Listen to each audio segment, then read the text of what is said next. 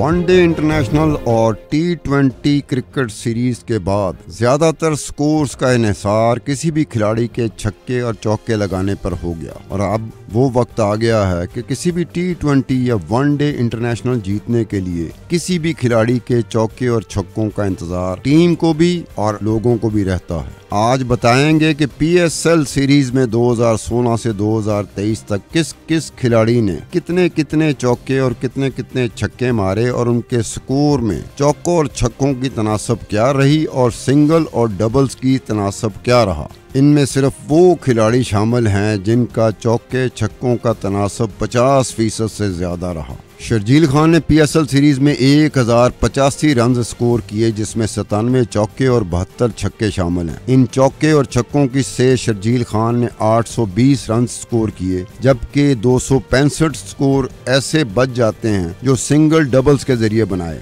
शर्जील खान के चौकों और छक्कों के जरिए 76% रन स्कोर किए। ल्यूक रॉन्ची ने PSL सीरीज में 1020 रन स्कोर किए जिसमें 116 चौके और 50 छक्के शामिल हैं। इन चौके और छक्कों से ल्यूक रॉन्ची ने 764 रन स्कोर किए जबकि 256 रन ऐसे बच जाते हैं जो सिंगल्स और डबल्स के जरिए बनाए। ल्यूक रॉन्ची ने चौकों और छक्कों के जरिए 75% रन स्कोर किए। शेन वॉटसन ने PSL सीरीज में 1361 रन स्कोर किए जिसमें 123 चौके और 81 छक्के शामिल हैं। इन चौकों और छक्कों से शेन वॉटसन ने 978 रन स्कोर किए जबकि 256 रन ऐसे बच जाते हैं जो सिंगल्स और डबल्स के जरिए बनाए। शेन वॉटसन ने चौकों और छक्कों के जरिए 72% रन स्कोर किए। कामरान अकमल ने PSL सीरीज में 1972 रन स्कोर किए जिसमें 213 चौके और 89 छक्के शामिल हैं। चौकों और छक्कों से कामरान अकमल ने 1386 रन स्कोर किए जबकि 586 रन ऐसे बच जाते हैं जो सिंगल और डबल्स के जरिए बनाए गए। कामरान अकमल ने चौकों और छक्कों के जरिए 71% रन स्कोर किए। आसिफ अली ने PSL सीरीज में 1016 रन स्कोर किए जिसमें 59 चौके और 89 छक्के शामिल हैं। चौकों और छक्कों से आसिफ अली ने 708 रन स्कोर किए जबकि सिर्फ 308 रन ऐसे बच जाते हैं जो सिंगल्स और डबल्स के जरिए बनाए। आसिफ अली ने चौकों और छक्कों के जरिए 70% रन स्कोर किए। रायली रूसो ने PSL सीरीज में 1740 रन स्कोर किए जिसमें 170 चौके और 70 छक्के शामिल हैं। चौकों और छक्कों से रायली रूसो ने 1176 रन स्कोर किए जबकि 660 रन ऐसे बच जाते हैं जो सिंगल्स और डबल्स के जरिए बनाए।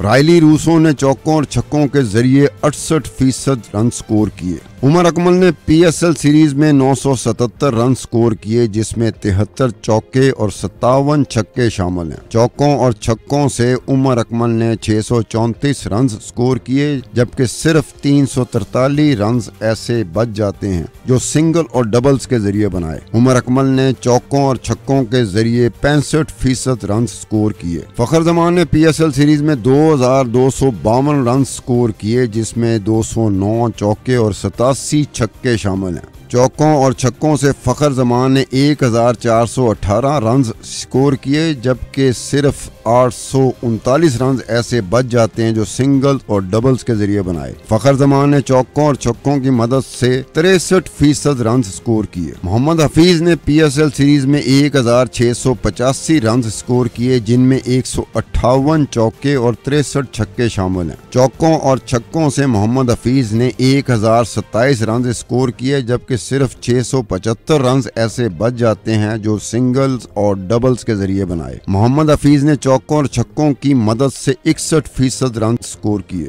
शोएब मलिक ने PSL सीरीज में 2005 रन स्कोर किए जिसमें 146 चौके और 75 छक्के शामिल हैं। चौकों और छक्कों से शोएब मलिक ने 1034 रन स्कोर किए जबकि 675 रन ऐसे बच जाते हैं जो सिंगल्स और डबल्स के जरिए बनाए। शोएब मलिक ने चौकों और छक्कों की मदद से 52% रन स्कोर किए।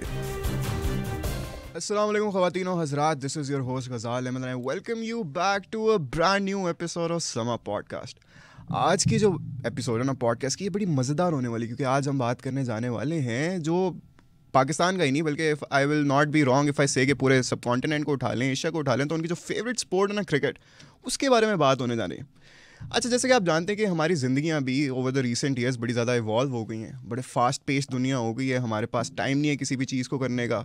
अगर आप यूट्यूब की वीडियोस की मिसाल लें तो उस पर भी हम देखते हैं कि जो शॉर्टर फॉर्मेट का कंटेंट होता है ना, उसको लोग ज़्यादा देखते हैं बनस्बत के लॉन्गर वीडियोस। इसी तरह क्रिकेट भी इवॉल्व हुआ है। पहले था टेस्ट क्रिकेट का ज़माना, जबकि 4-4 दिन 5-5 दिन की क्रिकेट होती थी, रेड बॉल की क्रिकेट होती थी, और कोई इतने चौके छक्के नहीं लगते थे, बड़े कंटेम्प्रेरी प्ले स्टाइल में, बड़े ऑर्थोडॉक्स प्ले स्टाइल होता था, बॉलिंग में भी इतनी वेरिएशंस नहीं होती थी। लेकिन उसके बाद हमने देखा जैसे जैसे वक्त गुजरता गया, ओडीआई क्रिकेट आ गया, वन डे मैं क्या ज़माना आ गया। उन्होंने कहा कि भाई एक ही दिन में मैच मुकाओ, हमारे पास इतना टाइम नहीं है। और उसके बाद हमने देखा कि और भी छोटा हो गया, T20 का हो गया। और जैसे T20 का आया, हमने देखा कि बड़ा अनऑर्थोडॉक्स प्ले स्टाइल्स हमारे सामने आए, बैटिंग में भी बॉलिंग में भी। जहां हमने बैटिंग में AB डिविलियर्स जैसे शानदार प्लेयर्स देखे जो कभी ये फ्लिक वो फ्लिक, इतने स्कूप स्वीप जैसी शॉट्स मारते थे, वहाँ पे बॉलर्स भी अपनी बड़ी ज़्यादा वेरिएशंस करते थे, leg cutters, bouncers, slow balls. तो T20 के साथ साथ ना ज़रा लीग क्रिकेट का भी जो स्कोप था, ट्रेंड था, वो बढ़ता चला गया। और इसी लीग क्रिकेट की वजह से ये जो अब हमारी भी अपनी एक लीग है PSL, उसकी वजह से हमारा ये क्रिकेट सीज़न भी चल रहा है। और क्रिकेट सीज़न चल रहा हो और हम आप लोगों के लिए क्रिकेट का कंटेंट ना लेके, ऐसा मुमकिन है क्या? ज़रा भी नहीं। तो इसी सिलसिले में आज की हमारी पॉडकास्ट होने वाली है। मेरे साथ मौजूद हैं अब्दुल सत्तार खान साहब। सत्तार खान साहब, क्या हाल चाल है आपके? मैं बिल्कुल ठीक हूँ। सत्तार खान साहब, PSL की हम जब भी बात करते हैं ना, चौके और छक्कों की बात करते हैं, तो हमारे जहन में ना एक ही नाम आता है, वो है फ़खर जमान का। हाईएस्ट नंबर ऑफ सिक्सेस भी उन्हीं के हैं। ये हमारे को ज़रा तरमीम करें, हमारे जहन में, हमारा कहने का मतलब ये होगा कि सबके जहन में आता होगा। बहुत सारों के जहन में फ़खर जमान आता होगा, बाकी कईयों के जहन में कुछ और नाम आते होंगे।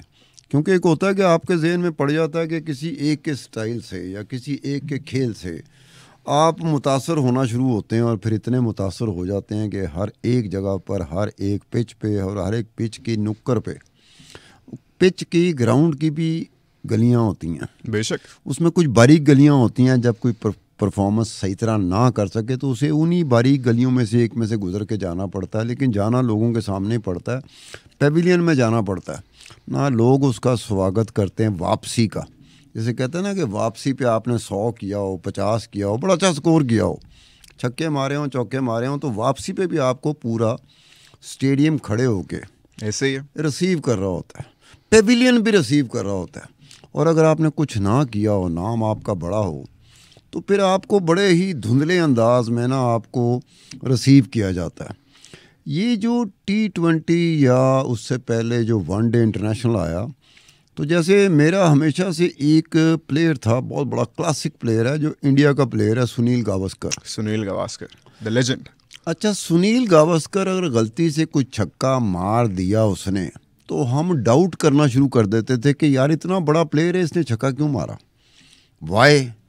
टेस्ट मैचों में ज़रा देखना माइंडसेट क्या होता था। टेस्ट मैचों में बहुत कम होता था कोई छक्का होता था कि उस एक ज़माने में अगर पाकिस्तानी कोई प्लेयर था जी जो छक्के की अलामत बन चुका हुआ था, तो वो वसीम हसन राजा था। क्या बात। ये रमीज़ राजा के बड़े भाई की मैं बात कर रहा हूँ। तो रमीज़ राजा जब छक्के मारता था, तो छक्के आपको या मुझे नहीं मारता था, वो कोई पिंड के देहाती को छक्के नहीं मारता था, वो एक सीधे साधे बंदे को छक्के नहीं मारता था। वो एंडी रॉबर्ट्स को छक्के मारता था, वो जूल गार्नर को छक्के मारता था, वो मेलकम मार्शल को छक्के मारता था। वो काली आंधियाँ, वेस्ट इंडीज़ के बारे में पुराने ज़माने में 70s 80s में एक कहावत चलती थी कि काली आंधियाँ। ये काली आंधियों के बारे में कहा जाता था कि अगर कोई नया टेस्ट कैप आ गया है, जिसको मौका मिल गया है, बड़े अरसे से वो लगा हुआ, बड़ी अच्छी परफॉर्मेंस है, और अगर पहला ही मैच वेस्ट इंडीज़ के ख़िलाफ़ है, तो वो कहता था कि यार इससे बेहतर है मुझे कैप ना ही मिलती। वजह क्या है, उन्होंने क्या जी, ये वो एंडी रॉबर्ट्स होते थे, तो हम उसको नूरदीन रॉबर्ट्स कहते थे। ये क्यों? वो कहते थे एंडी रॉबर्ट है ना, Andy, and stand for Noor and D stands for दीन, तो नूरदीन रॉबर्ट्स। अब वो होता था कि नूरदीन रॉबर्ट का ठप्पा जो लगता था ना, बस वो पता चलता था। उसके बाद गेंद सज्जे से गई, उधरों गई, कोई कब्बे से गई।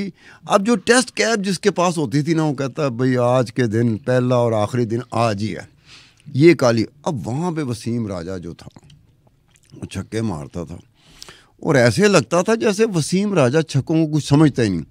अगर वसीम हसन राजा की तरह का एक भी प्लेयर आज के दौर में होता तो मेरे ख्याल में वो छक्कों के अलावा स्कोर ही ना करता। वो भला क्या करता, क्रीज पे खड़ा होता। अगर छक्का नहीं लगा तो वो क्रीज पे खड़ा रहता। जो दूसरे एंड पे जो प्लेयर खड़ा होता ना, उसे भागना पड़ता कि जनाब छक्का तो नहीं होया, 2-3 स्कोर हो सकते हैं। तो वसीम राजा कह सकता था जाओ वापस जाओ, मैं फिर मारूंगा। तो ये जब T20 वनडे आया ना, तो इसकी जो वजह बनी शाइक के लिए, चाहे वो ग्राउंड में जाए, स्टेडियम में जाए या टीवी पे बैठ के देखे, चौका छक्के को आज माइनस कर दिया जाए ना T20 से और वनडे से, कोई देखने नहीं जाएगा। 2 बंदे नहीं जाएंगे स्टेडियम में। ऐसे ही है, चौके छक्के को माइनस कर दो। ये क्या है कि पूरी गेम में 2 ही चीज़ें होती हैं। बाउंड्री होगी तो एकदम आप देखेंगे कि लोगों में ना ऐसा जोश और वलवला आएगा, वो अपनी सीटों से खड़े होंगे, वो इलेक्ट्रीफाई हो जाते हैं। ऐसे लगता है जैसे कोई बिजली का कोई कनेक्शन लग गया है, बजाय इसके कि मोबाइल को चार्ज किया गया, ऐसा लगता है जैसे लोगों को चार्ज कर दिया गया, या फिर कोई विकेट गिरे। तो चौके छक्कों ने बहरहाल आपकी क्रिकेट की नौयत, nature of the cricket and playing, nature of the playing of the cricket, इसको बिल्कुल बदल के रख दिया। अब आपको वो बैट्समैन बहुत ही अच्छा लगेगा, जैसे फ़खर जमान की बात नहीं की कि जो मार रहा है, अब इस तरीके से मार रहा है। एक ज़माना हमने वो भी देखा है, उस ज़माने में ना इंडियन जर्नलिस्ट पाकिस्तान आते थे, पाकिस्तानी जर्नलिस्ट इंडिया जाते थे, तो हमारे इंडियन जर्नलिस्ट पाकिस्तानी जर्नलिस्टों के रहते थे मामला, फिर हुकूमतों के मामला ख़राब हो जाए तो फिर बीच में रखना पड़ जाता है। तो वो क्या करते थे, हम तजवीज़ क्या देते थे कि यार अगर क्रिकेट को बचाना है तो 2 बंदों पे पाबंदी लगा दो, एक इंडियन क्रिकेटर है और एक पाकिस्तानी क्रिकेटर है। कौन से? वो एक वीरेंद्र सहवाग इंडिया की तरफ से और पाकिस्तान की तरफ से शाहिद अफरीदी। इन्हें कहा यार इनको तो हटा दो यार, ये तो ये आते हैं तो ये पलक झपकने नहीं देते। ऐसे ही है, ये शाहिद अफरीदी मार रहा होता था तो वो कहते थे कि बस अब ऐसा करो कि गेंद बाउंड्री से बाहर हो चुकी है, लेकिन हमने ऊपर ही देखना, क्योंकि दूसरी बॉल पर भी इसने ऐसे ही करना है। ऐसे ही है। तो ये तजवीज़ हम जर्नलिस्टों के दरमियान रखी जाती थी कि अगर रहम करना है क्रिकेट पे तो वीरेंद्र सहवाग और शाहिद अफरीदी, इन पे पाबंदी लगा दी जाए। अब ये है कि आपके, हाँ बिल्कुल जैसे हमने किया ना, ये किया कि वो top of the line 10 player of PCL या PSL पाकिस्तान सुपर लीग। अच्छा, मैं खिताबत में ना, ज़ौर खिताबत में सम टाइम होता है कि आप PSL की बजाय PCL कह देते। अच्छा, PCL स्टैंड्स फॉर समथिंग, मेरे ख्याल में, मेरे जहन में वो आ गया। आप अपने जहन पे मत जोर दीजिएगा। तो ये इसमें हुआ कि ये वो प्लेयरों को ढूंढा जाए जो जिनका स्कोर ये होता है कि 100 स्कोर किया ना, 100 में से 70 स्कोर आपने बाउंड्रीज के ज़रिए किया, 30 स्कोर जो था ना आपने सिंगल और डबल्स के ज़रिए किया। बड़ा मुश्किल काम है। तो उस हवाले से वो निकालना, लेकिन निकल भला क्यों आता है? अगर तो होता ना ये पहले वाला ज़माना, खुदा की कसम लग पता जाता। वो किताबों में डेटा लिखा जा रहा है। अच्छा, टेस्ट पूरा हुआ है, पूरा टेस्ट 5 दिन का, 5 दिन बैठे रहे। रेयर होता था कि यार कोई छक्का लगा है 5 दिनों में, ये होता था। ऐसे ही है, बाकायदा एक दूसरे से पूछा जाता था यार कोई छक्का लगा, मैं तो वॉशरूम चला गया था, या कोई कहे मैंने फ़ोन आ गया सी, या करे कोई छक्का या कोई जिक्र हुआ हो मीडिया में। इस तरह छक्कों की होती थी। और फिर अब ये है कि अगर छक्का ना लगे तो खुदा की कसम कुंडियाँ ला दो स्टेडियम्स को, क्रिकेट ग्राउंड को, बंदा ला के दिखा दो अगर ये चौके छक्के ना हो। अब जो चौके छक्के हैं ना, वो जो क्रिकेट खेलने वाले पुराने लोग थे ना, वो भी कहते हैं कि यार ये जैसे कि इस तरह ये छक्का तो हमारे दौर में था ही नहीं। ऐसे ही है, यानी ये मैं क्रिकेट खेलने वालों की बात कर रहा हूँ, जो टेस्ट मैच खेलते रहे हैं, मैं उन प्लेयरों की बात कर रहा हूँ कि ये छक्का कोई अजीबोगरीब तरीके का मारा गया। मिसाल के तौर पर जो MS धोनी है, धोनी ने एक शॉट छक्के वाली मारी, हेलीकॉप्टर शॉट। अब हेलीकॉप्टर शॉट जो है धोनी ने, वो उसने जहाँ जिस क्लब में खेलता था ना, उसका एक दोस्त था जो उसी क्लब में खेलता था, इसने उससे सीखा था मिन्तर ले करके, और एक ख़ास चीज़ की ऑफ़र दी थी जो उसकी कमज़ोरी थी। क्या कमज़ोरी थी? बस वो कमज़ोरियाँ समटाइम हम बता नहीं सकते। तो धोनी ने बाकायदा हेलीकॉप्टर के छक्के, वो उस अपनी क्लब, छोटी सी क्लब थी जहाँ वो खेलता था, और रेलवे में आने से पहले, मतलब रेलवे में जब आया ना, रेलवे को ज्वाइन किया ना धोनी ने, फिर उसकी क्रिकेट में निखार आया। ऐसे ही तो इसने हेलीकॉप्टर जो है ना, उसके बाद क्या हुआ, हेलीकॉप्टर छक्के की बात क्या हुई, खुदाई कसम सिंबॉलिक हो गई चीज़। यानी कि एक ऐड भी उसका है, उस ऐड में भी हेलीकॉप्टर का नाम है। ऐड वगैरह तो वो बड़े करते हैं, एडवर्टीजमेंट एंडोर्समेंट जितनी निछावर आईपीएल के प्लेयरों पे होती है और जितनी निछावर धोनी पे होती है, विराट कोहली पे होती है, खुदाई कसम उसके 10 मिनट हमारे प्लेयरों को मिल जाएं, ये क्रिकेट खेलना छोड़ दें। इतने पैसे एंडोर्समेंट में और एडवर्टीजमेंट में। तो उन एडवर्टीजमेंट में हेलीकॉप्टर शॉट क्या, छक्के वाली शॉट। तो ये है कि अगर इसको कर दिया जाए, जैसे आप फ़खर ज़मान का कह रहे थे, फ़खर ज़मान के बहुत सारी चीज़ें आप मुझे बताएंगे। फ़खर ज़मान अपनी जगह पर एक प्लेयर है, बड़ा प्लेयर है, चलो ये बहुत प्लेयर है, बहुत बड़ा प्लेयर है, आपको कह दिया जाए। लेकिन जब ये चीज़ बनाई जा रही थी तो शर्जील टॉप पे आ रहा, शर्जील खान टॉप पे है। शर्जील खान अब 76% है उसका, 76%। 100 में से 76 रन उसने बाउंड्रीज के जरिए चौके छक्कों से बनाए हैं जी। 1085 रन उन्होंने बनाए हैं, उसमें से 820 खाली उन्होंने बाउंड्री से बनाए। ठीक है, अब ये हो गया। शर्जील के साथ एक ट्रेजेडी हो गई। अब उसको ट्रेजेडी कह लो, मसला कह लो, या शर्जील साहब की कोई गफलत कह लो, कि ये जब मैच होते हैं ना जी, तो हर एक क्रिकेट बोर्ड दुनिया का अपने खिलाड़ियों पे नज़र रखता है कि इनको कुछ सस्पिशियस लोग अप्रोच ना करें। ऐसे ही ठीक है, तो वो ऐसा हुआ कि कोई लूप होल ऐसे थे कि सस्पिशियस लोग कोई मिले। शर्जील को नहीं मिले थे, कोई 5-6 खिलाड़ी थे।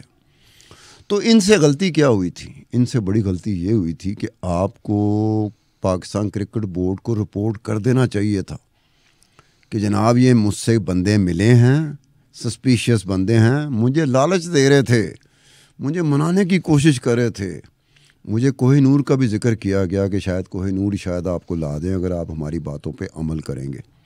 शर्जील से भी ये गलती हो गई, कुछ और प्लेयर्स से उनकी भी गलती हो गई कि इन्होंने गलती मानी कि हमें सस्पिशियस लोगों ने अप्रोच किया था, लेकिन हम क्रिकेट बोर्ड को बताना भूल गए।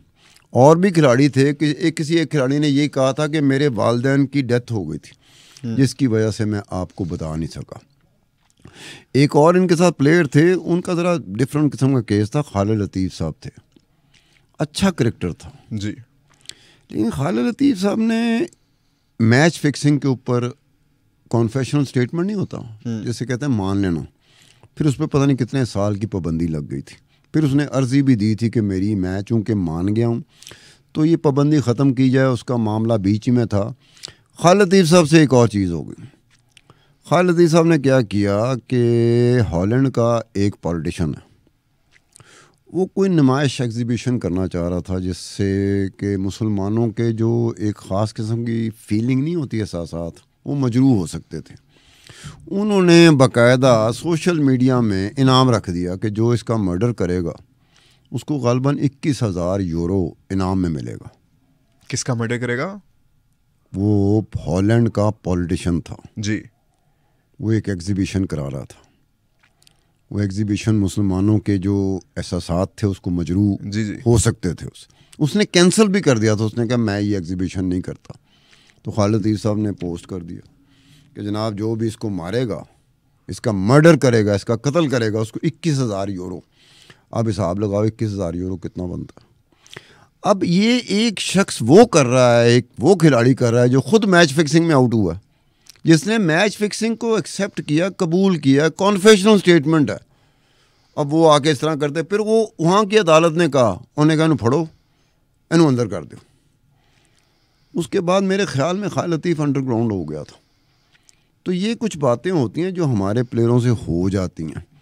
अगर आपने यही करना है तो ये भी, अगर आप समझते हैं छक्का मारा है आपने 21,000 यूरो का, तो आपको नहीं पता कि आप अपने ही सब कुछ, मैं यहाँ से आपको मैसेज करता हूँ या शाके को मैसेज करता हूँ कि शाका ये कर दो, अब मुझे पता होना चाहिए कि मुझे ट्रेस तो 1 सेकंड से पहले कर लिया जाएगा कि ये इसने किया सत्तार खान ने। ऐसे ही है। और बाद में मैं चाहे अंडरग्राउंड हूँ चाहे जो ग्राउंड हूँ, अब वो अलग बात है कि वो वक्ती तौर पे वो चीज़ रुकी हुई है, लेकिन कोई पता नहीं किसी वक्त में किसी शक्ल में आ जाए। लेकिन शर्जील खान उसमें नहीं है।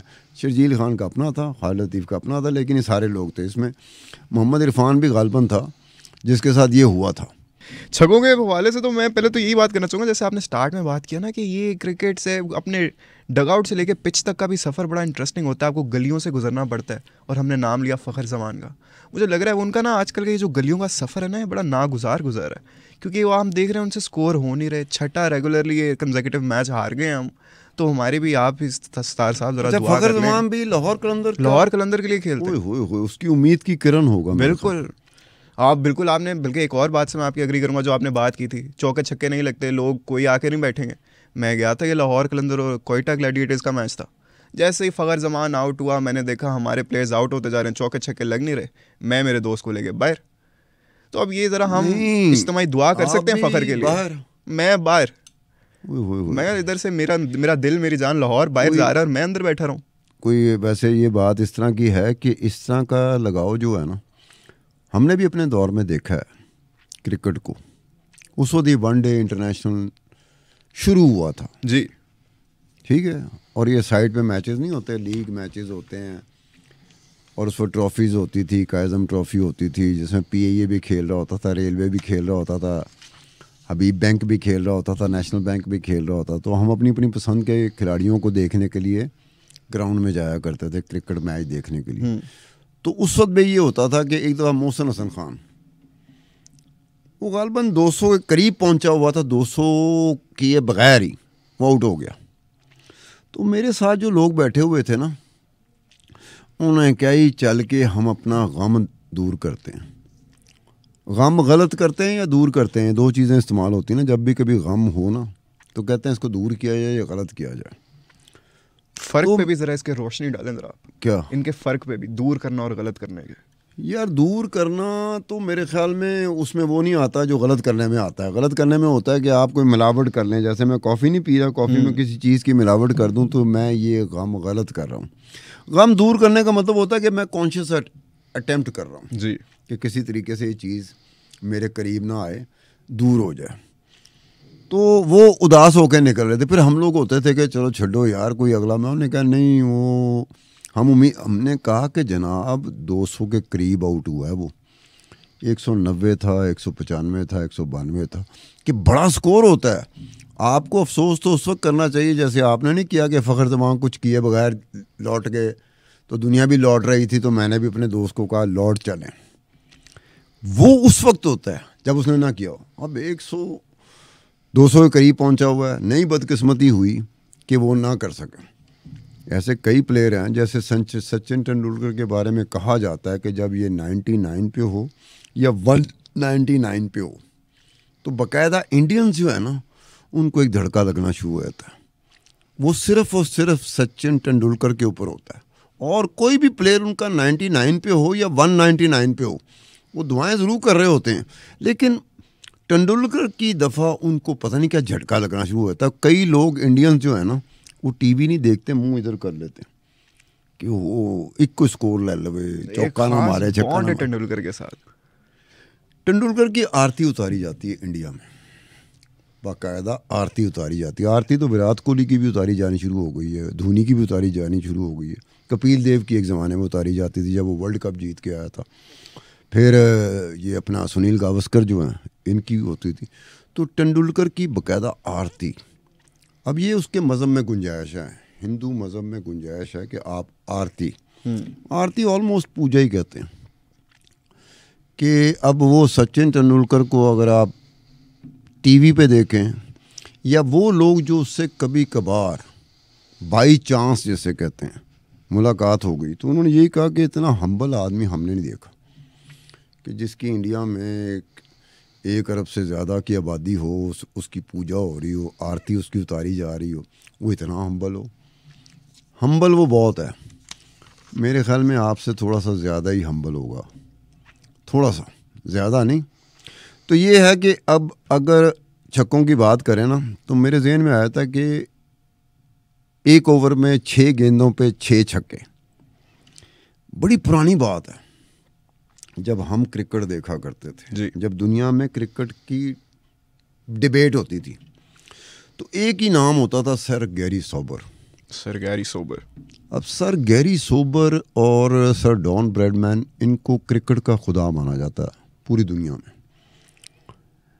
तो सर गैरी सोबर ने 1968 में ना साइड मैच पे, it was not test, side match पे उन्होंने 6 छक्के मार दिए एक ओवर में। उससे पहले आज तक 6 गेंदों पर एक ओवर में 6 छक्के किसी ने नहीं मारे थे। ऐसे ही है।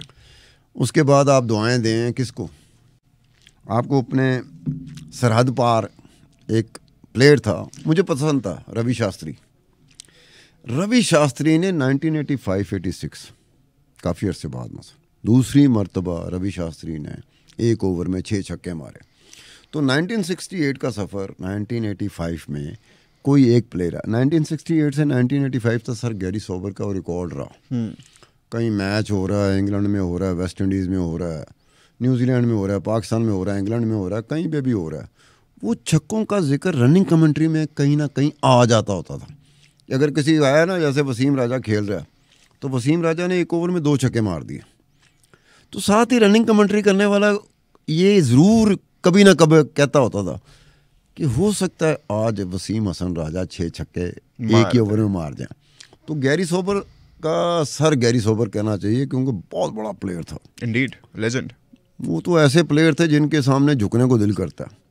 और डॉन ब्रैडमैन भी ऐसे था, लेकिन डॉन ब्रैडमैन का ऐसा कोई रिकॉर्ड नहीं है कि उसने 6 छक्के मारे हों। उसका ये रिकॉर्ड है कि वो 99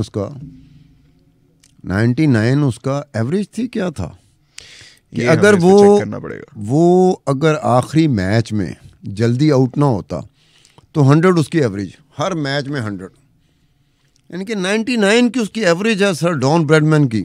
और सर डॉन ब्रैडमैन के बारे में ये कहा था कि सुनील गावस्कर इंग्लैंड में ओवल था, ये कौन सा ग्राउंड था, पुरानी बात होगी, मैं भूल रहा हूँ, 200 स्कोर करके सुनील गावस्कर पवेलियन की तरफ आ रहा है और सुनील गावस्कर की निगाह पड़ती है तो देखता है कि सर डॉन ब्रैडमैन क्लैपिंग कर रहा था। सुनील गावस्कर ने कहा आज मेरी सुनी गई है, आज मुझे इसने मान लिया है। आज किसने माना है? मुझे क्रिकेट के खुदा ने मान लिया। ये मतलब वो इस स्टेचर के लोग होते थे कि सुनील गावस्कर जैसा प्लेयर। तो ये होता है। उसके बाद हुआ कि अब तक ऐसा हुआ है कि 10 ऐसे प्लेयर हैं, इसमें बड़ा मैच भी है, वर्ल्ड कप भी है, वर्ल्ड कप 2020 भी है, वर्ल्ड कप ODI भी है, जिसमें एक ओवर में 6 छक्के मारे गए। अच्छा, हमारे ज़्यादातर के तो दिमाग में एक ही बंदे का नाम आता है, इंडियन का, युवराज सिंह। उन्होंने स्टुअर्ट ब्रॉड को 6 बॉलों में 6 छक्के मारे थे। अब युवराज सिंह जो है ना, उसका जो नंबर है ना जी, अच्छा ये मैंने नहीं रखा, मैं ज़हन में रखना, कोई मेरे पे ना बात आ जाए। युवराज सिंह का नंबर जो है ना वो चौथा है कि चौथे नंबर पे युवराज सिंह ने 6 छक्के मारे थे एक ही गेंद में। अब उससे पहले एक रॉस वाइटले थे, उन्होंने काउंटी में, अब ये देखना काउंटी को भी ज़रा ज़हन में रखना, काउंटी एक ऐसी जगह होती है कि जहाँ से हमारे तकरीबन जितने उस वक्त में, पुराने वक्त में, अब तो खैर वो रवायत कम हो गई है, लेकिन अभी भी है, कल्चर इतना मजबूत नहीं। पहले भला क्या होता था, कोई भी प्लेयर आता था ना किसी भी क्रिकेट की कौमी क्रिकेट टीम में, चाहे वो किसी मुल्क की हो, वो पहले पूछते केड़ी काउंटी खेड़दा सी, यानी कि इस तरह का था, एक केड़ी काउंटी खेलते। इमरान खान हुआ, जावेद मियादाद हुआ, वसीम अकरम हुआ, वसीम अकरम खैर लेट था, वसीम अकरम, आसिफ इकबाल हुआ, मुश्ताक मोहम्मद हुआ, सादिक मोहम्मद हुआ। तो इनके बारे में पूछा था, सरफराज नवाज, इनके बारे में पूछा जाता था एक काउंटी केड़ी आजकल केड़ी काउंटी वाल खेड़ दे पे ना, तो ये होता था। अब उसने काउंटी में मारा था। उसके बाद ये आपके युवराज सिंह आ गए। युवराज सिंह ने भी ये 2007 का जो T20 वर्ल्ड कप था उसमें वेस्ट इंडीज़ के किसी बॉलर को मारा था, और मारने का इनका अंदाज ऐसे होता है कि युवराज सिंह इंग्लैंड के बॉलर स्टुअर्ट ब्रॉड को नहीं मारे थे 6 नहीं, वेस्ट इंडीज़ के। उसके बाद गिब्स से एक आपके दोस्त है साउथ अफ्रीका के, ये 2007 का ये ODI का वनडे इंटरनेशनल क्रिकेट था, ये अगेंस्ट नीदरलैंड था जो मैंने लिखा। गिब्स जानते हैं गिब्स कौन है? Herschelle Gibbs. अच्छा, गिब्स के बारे में ये कहते हैं गंजा था ना मेरे ख्याल। हाँ जी, अब भी गंजा ही होगा मेरे ख्याल, प्रॉब्ली।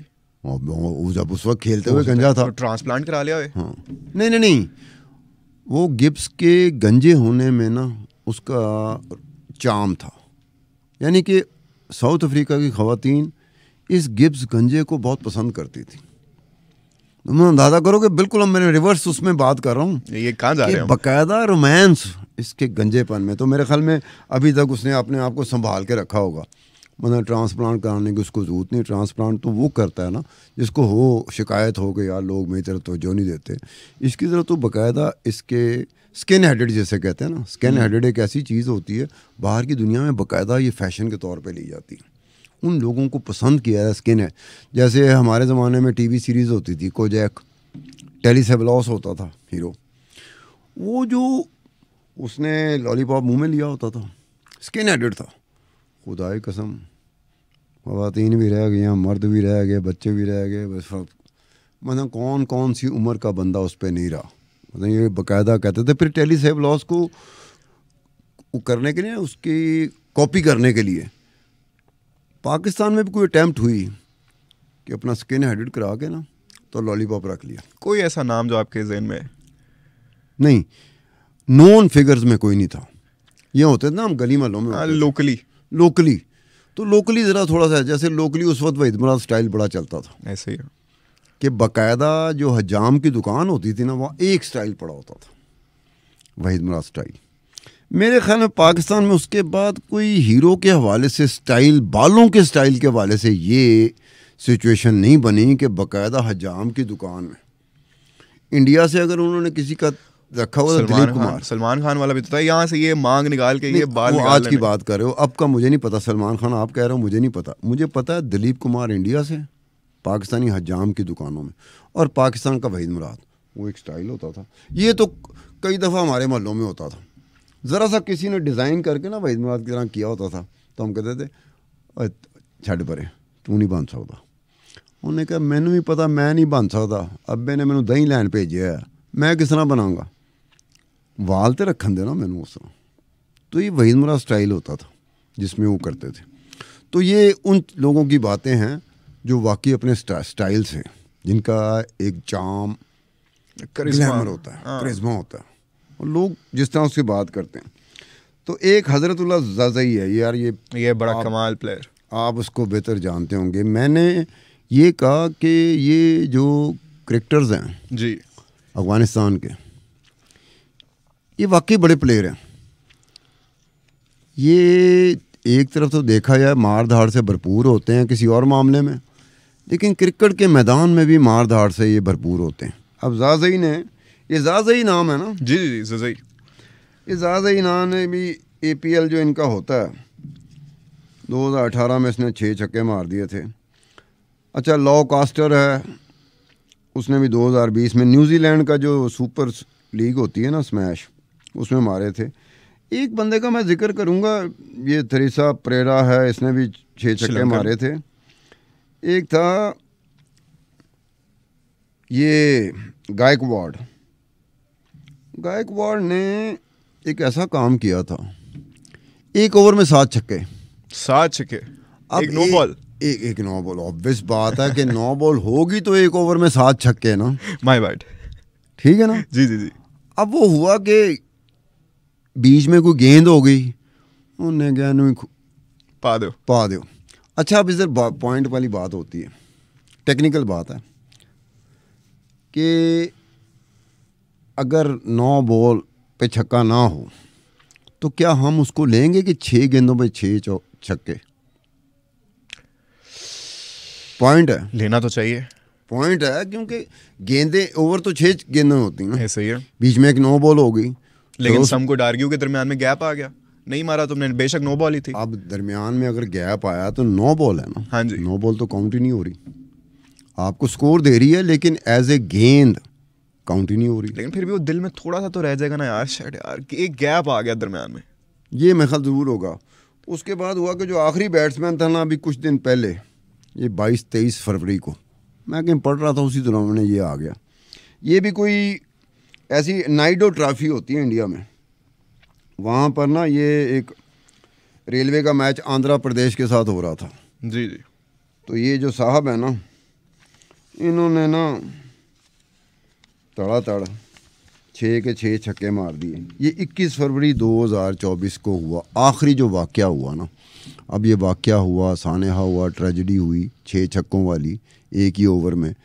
हम भी उम्मीद करते हैं कि कभी ऐसा हो कि आपका फ़खर ज़मां, जिसको आप 1-2 छक्कों पे कह रहे हैं, 3 छक्कों पे कह रहे हैं, छक्के के ऊपर बात कर रहे हैं, बाउंड्री के ऊपर बात कर रहे हैं, हो सकता है फ़खर ज़मां किसी दिन आके एक ही ओवर में 6 छक्के मारे और फिर गज़ाल जो है ना छलांगे मारेगा। नहीं, पॉडकास्ट करते हुए भी छलांगे मारोगे? वो अगर ऐसे मारेगा मैं फिर तो बनता है, अग्री नहीं करेंगे आप? पॉडकास्ट करते हुए छलांगे मारोगे? छोटी छोटी, मतलब जिसका पता नहीं चलेगा स्क्रीन पे कि छलांगे मार रहा है। दिल से शाके को पता चल जाएगा क्योंकि वो जानता है नब्ज। यार ये फ़खर ज़मान की आपने बात की है तो हमने पहले, मैं नहीं चाहता कि हम उनको ज़रा भी डिस्क्रेडिट करें कि जितने कैलिबर के वो प्लेयर हैं, और आपने जैसे छक्कों की बात करें तो एक ओवर में 6 छक्के तो नहीं, लेकिन वर्ल्ड कप की वो इनिंग मुझे याद आ जाती है। क्या मारा था उन्होंने न्यूजीलैंड के बॉलर्स को, ऐसा लग रहा था नाश्ता नहीं करके आए और न्यूजीलैंड के बॉलर्स ही खाने उन्होंने। 11 छक्के मार दिए थे, 11 छक्के और 8 चौके मारे थे उन्होंने। 126 स्कोर किया था, जिनमें से 98 जो था वो खाली उनका बाउंड्री से था। वो वाली इनिंग्स नहीं मुझे आज तक कभी भी भूलेगी, और मैं चाहता हूँ, दुआ करता हूँ कि वो वाले फ़खर वापस आ जाए। इनिंग्स ज़हन में रह गई या उसके अलावा भी उसकी इनिंग्स हैं? उसके अलावा भी उनकी इनिंग्स हैं। एक और है जिसमें उन्होंने 7 छक्के मारे थे और 3 चौके मारे थे। टोटल उन्होंने 81 किया था, जिसमें से 54 उनका खाली बाउंड्रीज में से था। तो ऐसे अच्छा, ये आप वो बात तो नहीं कर रहे? थोड़ा सा मुझे शक पड़ रहा है। शक तो करना चाहिए ना, शक पे हमारा नेचुरल इंस्टिंक्ट है। पाकिस्तानियों को वैसे भी शक करना बनता है, बड़ा ज़्यादा ही करते हैं हम ज़्यादा ही करते हैं, ज़रूर से ज़्यादा करते हैं। ये कहीं ऐसा तो नहीं है कि वर्ल्ड कप जो आईसीसी करवाती है जी, तो उसी वर्ल्ड कप में पहला जो सिरा है, पहला सिरा वर्ल्ड रिकॉर्ड नंबर 1 वो फ़खर ज़मान है, और उसके बाद जो नंबर 2 पाकिस्तानी आता है 6-7 नामों के बाद, वो भी फ़खर ज़मान ही है। तो फ़खर ज़मान को अगर वर्ल्ड कप में ये कर सकता है तो पीएसएल में उसे क्या हुआ? वो पता नहीं, किसी ने नज़र लगा दिया उनको। मैं कह रहा हूँ ना, एक इज्तिमाई दुआ की ज़रूरत है हमें, बस एक इज्तिमाई दुआ कि अल्लाह ताला हमारे फ़खर ज़मान की वापस फॉर्म ले आए। आमीन। आप भी आमीन कह दें बस एक दफ़ा। मैं आमीन कहूँगा। खिलाड़ी और भी होते हैं। फ़खर ज़मान का ये है कि एक बात है कि इस बंदे का, अच्छा ये बताओ कि बाबर आज़म, हाँ जी, बाबर आज़म भी इस लिस्ट में है 10 लोगों की? टॉप 10 में तो नहीं है अनफॉर्चुनेटली। टॉप 10 में नहीं है? नहीं। पक्की बात है? नहीं यार बड़ी बात है, बाबर आज़म नहीं है इसमें। ओए लेकिन वो भी थोड़ा आ जाता है ना कि हम उनको, जब भी हम बाबर आजम का नाम लेते हैं, we don't necessarily think of him as a hard hitting batsman. वो थोड़ा क्लासी और टेक्निकल बैट्समैन। बाबर आजम का ये है कि बाबर आजम एक नाकाम पीएसएल कप्तान है, नाकाम। क्योंकि इनका जो ट्रैक रिकॉर्ड है, अगर बाकी खिलाड़ियों को देखा जाए जो बाकी कप्तान है पीएसएल के, तो उसमें ये है कि इनका कोई 20वां 21वां नंबर आता है कामयाबी के। सक्सेस रेशो नहीं होती एज ए कैप्टन। हाँ, पाकिस्तान की तरफ से उनका रिकॉर्ड बेहतर है, 50% है। जी जी। पीएसएल में उनका 20% है सक्सेस रेशो। तो बाबर आजम उस वजह से थोड़ा मात खा जाते हैं कि पता नहीं क्या, उनको अगर कौमी क्रिकेट टीम हो तो वो एज ए कैप्टन बेहतर परफॉर्म करते हैं, और अगर पीएसएल की तरह का कोई टूर्नामेंट हो तो इंतहाई नाकाम। अगर मैं जिस टीम में बाबर ज़मान को कप्तान लिया गया है, अगर मेरी कोई फ्रेंचाइज हो और ये ट्रैक रिकॉर्ड देखूं, मैं बाबर आजम को एक खिलाड़ी के तौर पे तो ले लूँगा, कप्तान के तौर पे नहीं लूँगा। आप वजह क्या देखते हैं इसके पीछे कि क्या वो उसमें नए प्लेयर्स होते हैं, उनके साथ पहले से इतनी अंडरस्टैंडिंग नहीं होती? अब यार ये एक ऐसी चीज़ है वाकई जो आपको ना एक मिस्ट्री में ले जाती है, सोच में डाल देती है। सोच में उसमें डाल। मतलब मोहम्मद रिजवान है, हाँ जी, कामयाब तरीन कप्तान है पीएसएल Amazing. का, कामयाब तरीन। सक्सेस रेशो देखी जाए ना, जितने पीएसएल के कप्तान है, मोहम्मद रिजवान टॉप पर है, हमेशा टॉप 3 में होती है उनकी टीम। अब ये होता ये है कि इसमें कोई बात समझने वाली है कि यार ऐसा क्यों है। लेकिन एक ट्रेजेडी और होगी ना, ये भी आपको होगा, ये शाहीन शाह अफरीदी। हाँ जी, शाहीन शाह अफरीदी का एज ए कैप्टन एक ट्रैक रिकॉर्ड चला है, तो ये मोहम्मद रिजवान के बाद नंबर 2 थे। माजरत के साथ मुझे बड़े गम, यानी कि ये जो 2024 का पीएसएल शुरू हुआ ना जी, इससे पहले वो थे नंबर 2 पे वो सक्सेस रेशो में कप्तानों की। इससे पहले आप नंबर 1 नहीं कहेंगे उन्हें, कंसिडरिंग लाहौर कलंदर की victories, 2 consecutive back to back PSL? यार उससे पहले ये हुआ कि consecutive back to back victories के अलावा जो इसके कप्तान बनने के बाद शाहीन शाह अफरीदी के, ये फाइनल राउंड पे नहीं जाती थी। लेकिन तब वो कैप्टन नहीं था। मैं वही तो कहें, जब वो कप्तान बना तो ये फाइनल राउंड में आ गई थी ना। उसके बाद ये हुआ कि शायद उस वक्त इसकी कोई छू नहीं हो जाती, कुट्टी मेरी छू हो गई, मैं फाइनल राउंड में नहीं जाना। लाहौर कलंदर के बारे में यही था 2016 से ऑनवर्ड ना ऐसे लगता था जैसे मनाना पड़ता है लाहौर कलंदर को कि वो फाइनल राउंड है, खुदा का खौफ करो, इतना बड़ा शहर की तुम टीम हो, अभी भी मनाना ही पड़ रहा है मेरे ठीक है ना। नहीं, ये जो पिछले मैच हुए ना, हाँ जी, मतलब एक तो 2022 और 2023 में चैंपियन थे ना, उससे पहले जो था जब ये कराची से हार गए थे फाइनल में, 2020 का था गालमन, ये कराची से हार गए थे फाइनल में। अब वो ये था कि हार गए थे लेकिन कम से कम फाइनल राउंड में तो आए। वो प्ले ऑफ होता है, क्या होता है, प्ले ऑफ्स, हाँ प्ले ऑफ्स में, उसमें आ गए थे और फाइनल में पहुंच गए, कराची ने आगे। अब तो उस वक्त बदकिस्मती ये थी या खुशकिस्मती ये थी कि उससे पहले कराची किंग्स भी टाइम फिश होती थी, ऐसे ही कोई पता नहीं क्या लंगड़ी लूली हो जाती थी, कहीं ना कहीं गिर जाती थी। आखिरी 2 स्पॉट्स पे लाहौर और कराची का ही मुकाबला चल रहा होता, मैं किन्ने सब तो थल्ले फिनिश करना है। अब ये बात है ना कि ये जो 6 मैचेस हारे हैं ना, उसके बाद शाहीन शाह अफरीदी की रैंक जो है ना as success ratio as a captain बहुत नीचे चली गई। अगर ये ना होता तो कईयों के जहन में ये बात आ चुकी थी, जिस पे लोगों ने कहा भी कि शाहीन शाह अफरीदी को आप ऐसा करें, पाकिस्तान क्रिकेट टीम का कप्तान मुकर्रर कर दें। ये बड़े अरसे बाद एक ऐसा कप्तान आया पाकिस्तान, कुछ मैच उसने खेले एज ए कैप्टन, लेकिन उसमें कामयाबी तो नहीं मिली। लेकिन एक था कि इसके पीछे बाकायदा लोगों का ज़हन क्यों बना, ये PSL में लाहौर कलंदर को बैक टू बैक 2 सालों में जितवाने वाला, तब ये पब्लिक ओपिनियन बनती है, तब ये बातें दाएं बाएं से आती हैं कि जी पब्लिक कह रही है कि जी अगर तो कप्तान नहीं मिलता तो शाहीन शाह अफरीदी ने रख लो। अब शाहीन शाह अफरीदी का नाम अगर कभी टीवी पे सुनो ना तो कई दफ़ा लगता है कि शाहीन शाह अफरीदी मुंह से निकल गया, ऐसे ही है। हालांकि देखा ये तो शहनशाह ही लगता है परफॉर्मेंस से साबित भी किया हुआ है। उसकी एक बात है, इतना कद काट हो तो मोहम्मद रिजवान तो बड़े आराम से वो गायब कर सकता है शाहीन शाह। और मैं खुद मिला था शाहीन अफरीदी से, इस तरह करके बात कर रहा था। अच्छा तुम मिले हो? मैं मिला। बाकी बात है, मेरी आज तक मुलाकात नहीं हुई क्योंकि क्रिकेट मैच अब बहुत कम मैं देखता हूँ। लेकिन बहरहाल ये जब हम छक्कों की तरफ आते हैं ना, तो शाहीन शाह अफरीदी ये बॉलिंग के अलावा ये जब छक्के मारता है ना तो मज़ेदार छक्के होते हैं। क्या कहते हैं? होते तो हैं मज़ेदार। वो ना एक वो एक्सपेक्ट नहीं ना कर रहे होते। आज जैसे मुझे अभी भी याद है वो जो पहली बार उन्होंने आके जो चौके छक्के मारे थे, अपने आप को उन्होंने प्रमोट किया था, अब दी ऑर्डर आए ऊपर चौथे 5वें नंबर पे मेरे ख्याल से आए थे सिकंदर रजा की बजाय ना, और आते साथ ही क्या छक्के मारे थे उन्होंने, सबको उन्होंने परेशान हैरान कर दिया था। अच्छा एक और बात बताओ, मुझसे बेहतर क्रिकेट जानते हो टेक्निकली, ये शाहीन शाह अफरीदी के छक्के टेक्निकली साउंड छक्के थे या नहीं? टेक्निकली साउंड तो नहीं इनको कहेंगे, जैसे हम माजरत शाहीन भाई, जैसे हम अपनी लोकल जुबान में भी जो कहते हैं ना, ये आते हैं लास्ट पे ऐसे ही बैट घुमाने, उनको टुल्ले कहते हैं हम, वो छक्के मारने आते हैं, ब्लाइंडली स्विंग करते हैं, लग गई तो लग गई, नहीं तो ना सही। अच्छा एक दफ़ा ये मैंने लाहौर का मुझे मैच याद आ रहा है, 87 की बात है, वर्ल्ड कप हो रहा था, तो वह वेस्ट इंडीज़ के साथ मैच था लाहौर कदाफी स्टेडियम में। तो वेस्ट इंडीज़ के फास्ट बॉलर को अब्दुल कादर मरहूम ने स्ट्रेट सीधे छक्के मारे। मैं स्टेडियम में मौजूद था जब उसने 2 छक्के मारे ना, ठा कर दे लहराते हुए छक्के, जिसे बाकायदा छक्के कहते हैं, और अब्दुल कादर का अपनी क्रीज से निकल कर फास्ट बॉलर को छक्का मारना। तो हम आपस में पड़ गए थे कि यार ये अब्दुल कादर था या आसिफ इकबाल था या मियादाद था या ज़हीर अब्बास था, अंदाज वो था।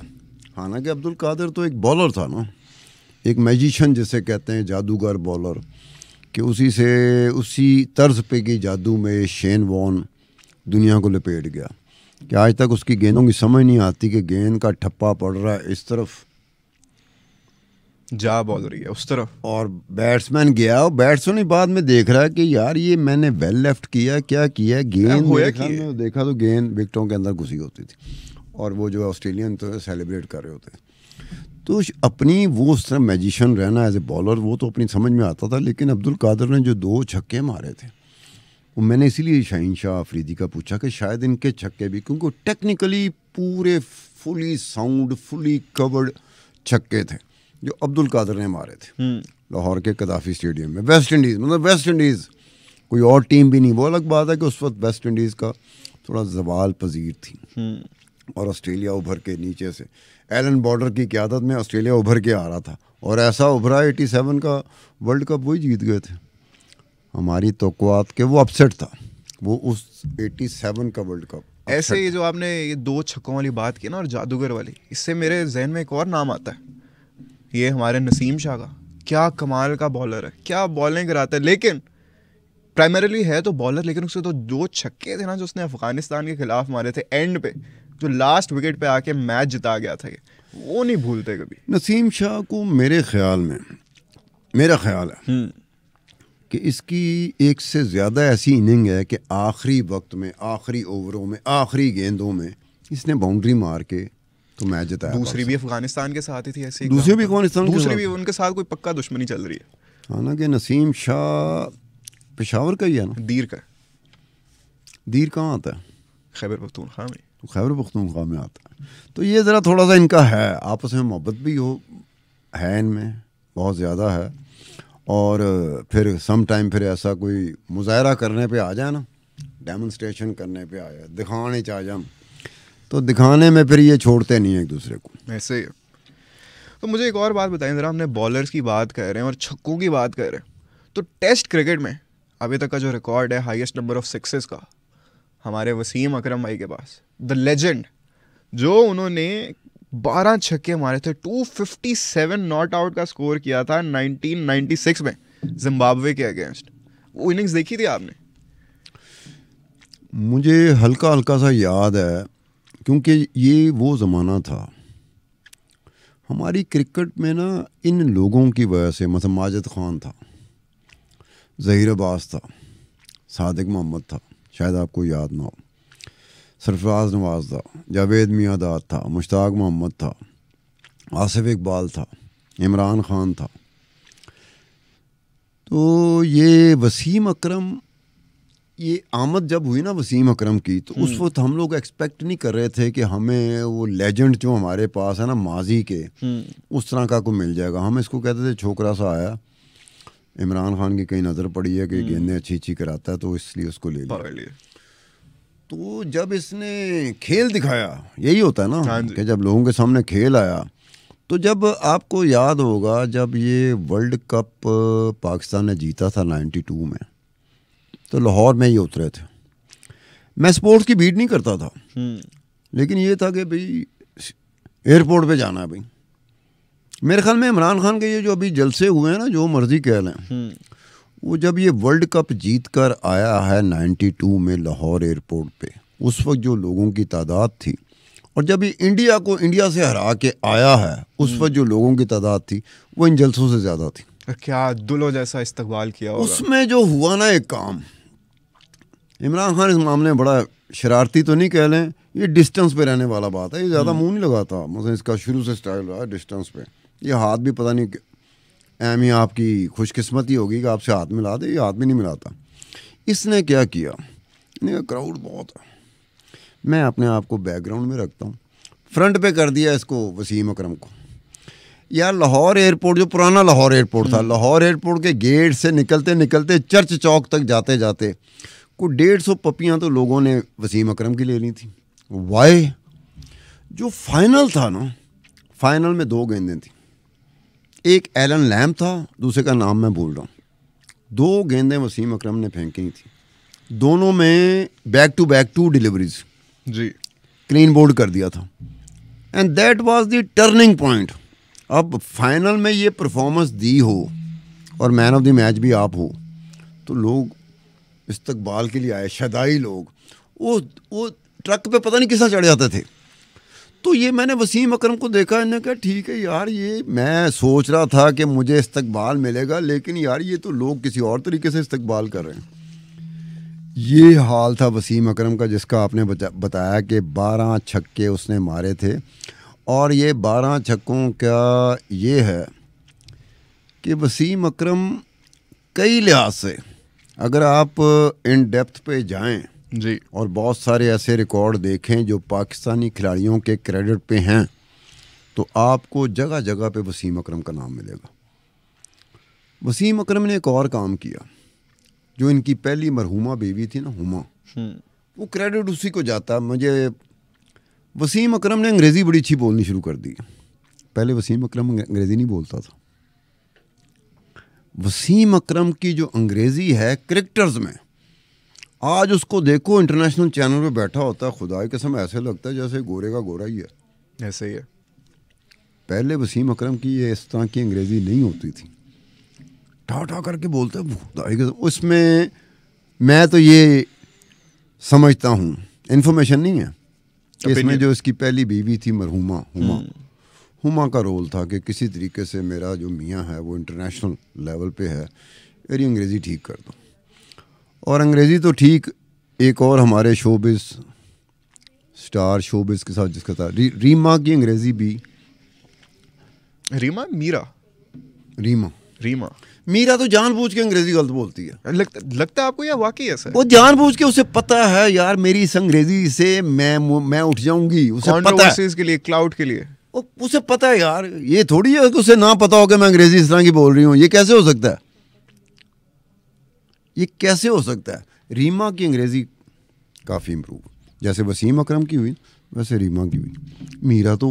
मीरा को पता है मैं अंग्रेज़ी बोलूँगी, अगले दिन मीडिया मेरी अंग्रेज़ी डिस्कस कर रहा होगा और उसको क्या चाहिए, चर्चे होंगे, मीरा को क्या चाहिए, इंस्टाग्राम, हर जगह। हाँ, तो ऐसी अंग्रेज़ी मुझे भी हो ना, कि मुझे भी पता होना कि मुझे वजह शोहरत मिल जाएगी, तो खुदाई कसम तुम तो अंग्रेज़ी अच्छी बोलोगे, मैं जानबूझ के गलत बोलूँगा, थोड़ी बहुत आती है वो भी गलत करके बोलूँगा, अगले दिन मुझे कोट किया जा रहा होगा। मीडिया एक एक जगह पे कोट कर रहा होता है, और क्या चाहिए यार शोबिज़ पर्सनैलिटी को, और क्या चाहिए? दूसरे सारा दिन आप डिस्कस हो रहे हैं मुल्क में, चाहे सैलाब आ गया है, जल्जला आ गया है, आंधी तूफान आ गया, किसी के खिलाफ वोट ऑफ नो कॉन्फिडेंस हो गया, फलाना हो गया, डिस्कस कौन हो रही है? मीरा हो रही है। और किस वजह से हो रही है? अंग्रेज़ी की वजह से। उसे पता है कि मैं ऐसी अंग्रेज़ी बोलूँगी तो ये होगा, मिलेगी हैं, तो वही ये टेंशन मिलेगी। हाँ, ये नहीं हो सकता। आप लोग ये समझते हैं कि मीरा को बेचारी को पता नहीं कि वो किस तरह की अंग्रेज़ी बोलती है। ये दोबारा ऐसा सवाल जो है ना गजल साहब मुझसे मत कीजिएगा, यहाँ मेरा शर्मिंदगी से होती है। अच्छा स्टार साहब, चौकों और छक्कों की बात की जाए, बल्कि खाली छक्कों की बात की जाए और एक नाम हम ना लें तो ये बड़ी ज्यादती हो जाएगी। कौन सा? वो नाम है शाहिद अफरीदी का, हमारे बूम अफरीदी लाला। इनके अभी भी, if I am not wrong, उनके ओडीआई का रिकॉर्ड है हाईएस्ट नंबर ऑफ सिक्सेस का। उन्होंने 351 छक्के मारे हुए। अच्छा, ये एक ज़रा ज़हन में रखिएगा कि टेस्ट मैच ऐसे लगा है कि शाहिद अफरीदी की या तो किस्मत में नहीं था, या शाहिद अफरीदी ने शर्माते हुए किनारा कशी की इस टेस्ट से। अब एक जगह पे देखें तो क्रिस गेल का नाम आता है, ऐसा ही है, जगह जगह पे क्रिस गेल का नाम आ रहा है, इसमें इतने छक्के, इसमें उसमें कोई जो नाम घुसा हुआ है ना, वो शाहिद अफरीदी का। एक वाहिद पाकिस्तानी है जिसका नाम कहाँ घुसा हुआ है, जो छक्कों का, उसे वैसे कहते क्या, मैं इस वक्त भूल रहा हूँ, क्रिस गेल को एक ख़ास लक़ब दिया जाता है, वो लक़ब मैं इस वक्त भूल रहा हूँ, और वाकई उसको लक़ब ऐसा मिलना चाहिए। उसमें अब घुसना तो एक दूर की बात है, वनडे इंटरनेशनल में तो ये क्रिस गेल को भी बीट कर गया, क्रिस गेल से ज़्यादा इसके छक्के हैं, ऐसे ही है। लेकिन टेस्ट मैच देखो तो ऐसे लगता है शायद एक ही खेला हो या एक ही टेस्ट मिला हो, मुझे अब एग्जैक्टली पता नहीं है, लेकिन मैं कह रहा हूँ टेस्ट मैच में कि ये टॉप 5 में आते हैं शाहिद अफरीदी। नहीं, टेस्ट मैचों में इतना उसका है, उसकी पहचान ही वनडे था, वनडे इंटरनेशनल ना होता तो शायद अफरीदी तो शायद टीम में ना आ सकता। लेकिन if I am not mistaken, इन्होंने स्टार्ट अपना तो टेस्ट क्रिकेट से किया था। अब ये अलग बात है, हमें अपनी अपनी सोचों पे जोर देना पड़ेगा, अपनी अपनी यादों को ललकारना पड़ेगा कि यार मुझे अपनी यादों को ललकारना पड़ेगा कि याद करो कि ये इसकी आमद कैसे हुई थी। लेकिन ये टिपिकल जो शाहिद अफरीदी था ना, शाहिद अफरीदी के बाद हमारे सरफराज नवाज के साथ मेरी काफ़ी दोस्ती रही है। तो सरफराज नवाज साहब ने एक दफ़ा टीवी चैनल में कहा था, तो मैंने फ़ोन करके कहा था, मैं कहा बड़ी टर्म इस्तेमाल की है, वो टर्म कॉइन करते हैं ना, तो उन्होंने कहा था कि शाहिद अफरीदी को एक चाइनीज़ मोबाइल समझ लीजिए, चल गया तो चल गया, ना चले तो ना चले। यानी कि शाहिद अफरीदी जब चलता है ना तो फिर किसी और को चलने की ज़रूरत नहीं महसूस होती, वो कल ही काफ़ी हुआ है। Same I would say for Fakhar Zaman, चल गया तो बाकी सारी टीम की ज़रूरत भी नहीं। वो न्यूजीलैंड की इनिंग्स की हमने बात की थी, एक ही आउट हुआ था, फ़खर जमान था, साथ बाबर खेल रहा था, सारे का सारा मैच कौन लेके गया आगे? Fakhar Zaman single handedly.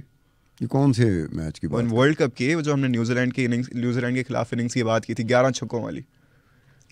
हाँ, लेकिन एक और बात है ना कि अब कोई देखने वाला जो देख रहा होगा ना, वो कहेगा इतनी जल्दी आपने फ़खर जमान को इस हवाले से आपने शाहिद अफरीदी कोई क्लासिक जो होता है ना कि क्लास है, प्लेयर है, उस तरह का शाहिद अफरीदी नहीं है।